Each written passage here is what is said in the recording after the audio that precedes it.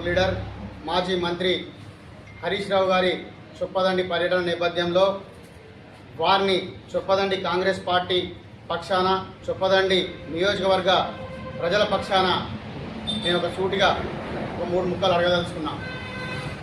మీరు గత 10 సంవత్సరాలు మీ ప్రభుత్వం అధికారంలో ఉండి మీరు వారి నీటిపారుదల శాఖ మంత్రిగా పనిచేసి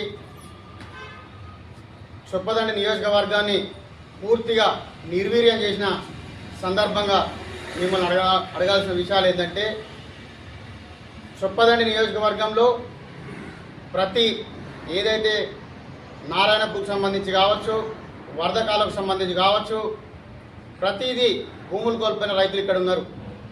ఈ రైతులకు ఇక్కడి ప్రజలకు సంబంధించిన ఏదైతే సాగునీరుకు సంబంధించి పనులు పూర్తి చేయకుండా మీ నియోజకవర్గాల కొండపోషమ్మ కావచ్చు, మల్లన్న సాగర్ కావచ్చు, వాటికి నీళ్లు తీసుకెళ్ళడానికి మాత్రం మీరు పనులు చేశారు తప్ప చొప్పదానికి మాత్రం మీరు ఒక ఎకరం కూడా అదనంగా మీరు నీరిచ్చిన పాపాన పోలేదు. ఆ దిశగా మీరు ఎందుకు ప్రయత్నం చేయలేదో ఈ 10 సంవత్సరాలు మీరున్న ప్రభుత్వంలో ఉన్నప్పుడు ఒకసారి చొప్పదండి ప్రజలకు క్షమాపణలు చెప్పి ఈ గడ్డపై అడుగు పెట్టాలని చెప్పేసి ఈ వేదిక నుంచి మీ అందరినీ హరీష్ రావు గారిని కోరుతా ఉన్నాం. చొప్పదండి నియోజకవర్గంలో భూములు కోల్పోయి సర్వం త్యాగం చేసి తెలంగాణ రాష్ట్రంలో ఒక కోనసీమగా మారుతుందన్నప్పుడు ఇక్కడ ప్రజలు స్వచ్ఛందంగా భూములు ఇచ్చారు. వారు భూములు ఇచ్చిన క్రమంలో మరి ఇక్కడ ప్రజలు కూడా చాలా ఎంతో ఆశపడ్డారు. మన తెలంగాణ మనకు వచ్చింది, మన ప్రభుత్వం ఖచ్చితంగా మన ప్రజలకు ఆకాంక్షలకు అభిష్టంగా పనిచేస్తుందని నమ్మి భూములు ఇచ్చారు. కానీ ఆ నమ్మకాన్ని వమ్ము చేస్తూ వాళ్ళు ధనార్జనే ధ్యేయంగా, కమిషన్లే లక్ష్యంగా వాళ్ళకు సంబంధించిన భూములకు మాత్రమే, వాళ్ళ ప్రాంతాలకు సంబంధించిన కాలువలకు సంబంధించిన పనులు మాత్రం చేసి ఇక్కడ అన్ని పెండింగ్లో పెట్టడం జరిగింది. వరద కాలువకు 10 ఏళ్లలో 2 సార్లు ఓటీల నిర్మాణానికి శంకుస్థాపనలు చేశారు. కనీసం తట్టడి మట్టి కూడా వాళ్ళు తీసిన పాపాన పోలేదు. అదే 2 సంవత్సరాల ముందు ఏర్పడిన మన తెలంగాణ ప్రజాప్రభుత్వం గౌరవ శాసనసభ్యులు మేడిపల్లి సత్యం గారి నాయకత్వంలో ఇప్పుడు ఓటీ పనులు కూడా నిర్విరామంగా కొనసాగుతున్నాయి.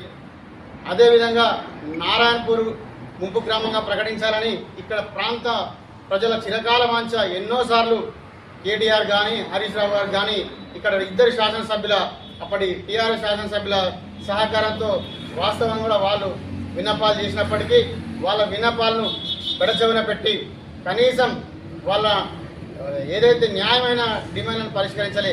కానీ ఇదే శాసనసభ్యులు మేడిపల్లి సత్యం గారు ఉత్తమ్ కుమార్ రెడ్డి గారితో మాట్లాడి ఆ నారాయణపూర్ సంబంధించి నిర్వాసితులకు 25 కోట్ల రూపాయల నిధులను విడుదల చేయించి మిగతా నిధులను కూడా త్వరలో చేయించడానికి వారు పూర్తిగా విశ్వాసం వ్యక్తం చేశారు.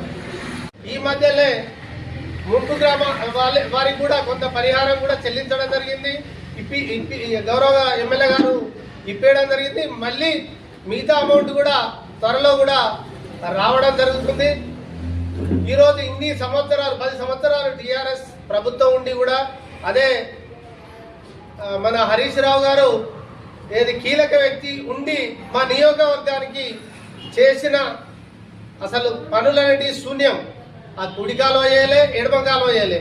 అదే మా గౌరవ ఎమ్మెల్యే గారు వచ్చిన తర్వాత నుండే పురోగతి అనేది పూర్తి స్థాయిలో ఒక క్రమ పద్ధతిలో జరుగుతుంది.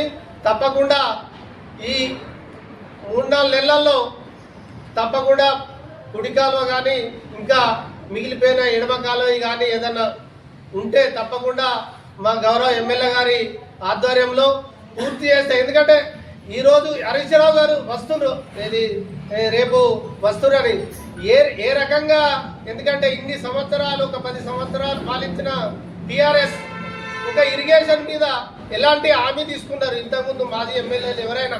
అయ్యో, తీసుకొచ్చి నియోజకవర్గానికి చేసిన సేవలేంది అసలు అనేది మేము ప్రశ్నిస్తున్నాం. అదే మా గౌరవ ఎమ్మెల్యే గారు చొప్పారెడ్డిలో యంగ్ ఇండియా స్కూల్ ఏది విద్యాపరంగా కానీ, రామడుగులో ఇంటిగ్రేటెడ్ స్కూల్, గంగాలో డిగ్రీ కాలేజ్, ఇరిగేషన్ పరంగా అయితే ముఖ్యంగా ఈ కుడి ఎడమ కాలువ మీద కూడా పూర్తిగా ఆయనే 24 గంటలు అభివృద్ధిపై చొప్పదండి ఒక ముందు వరుసలో ఉంచాలనే తాపత్రయంతో ముందుకు వెళ్ళడం జరుగుతుంది. ఏదో వట్టిగా రైతులను మభ్యపెట్టి వట్టిగా ఏంటంటే ఓ రకంగా డైవర్ట్ చేయడానికి ఒక విజిట్ చేయడం. అదే మరి 10 ఏళ్ళు ఉన్నప్పుడే ఏం చేయడం జరిగింది ఏదన్నా మీరు అదే కొంత మీ 10 ఏళ్ళను ఉన్నప్పుడు ఏదైనా అభివృద్ధి జరిగితే మేము కూడా చేస్తాం. అదే అసలు అదే మా గవర్నమెంట్ వచ్చిన ఈ 2 సంవత్సరాలనే మా గౌరవ ఎమ్మెల్యే గారి ద్వారానే పూర్తి స్థాయిలో అభివృద్ధి జరుగుతుంది. తప్పకుండా రైతుల పరంగా కానీ విద్యాపరంగా కానీ ఒక మన చొప్పదండి నియోజకవర్గాన్ని మా ఎమ్మెల్యే గారు ఒక ఆదర్శవంతంగా తీర్చిదిద్దుతాడు. తప్పకుండా మేము హరీష్ రావు గారికి కూడా ఏమంటున్నామంటే గత 10 ఏళ్ల నుంచి మా నియోజకవర్గానికి చేసిన పనులు ఏందో చెప్పాలి. ఇదే మాజీ ఎమ్మెల్యే గారు రవిశంకర్ గారు కూడా మరి ఇన్ని సంవత్సరాలు వారితోని ఎలాంటి మా చొప్పదండి నియోజకవర్గానికి పనులు చేయించిన దాఖలాలు ఏమి లేవని మేము విమర్శించడం జరుగుతుంది.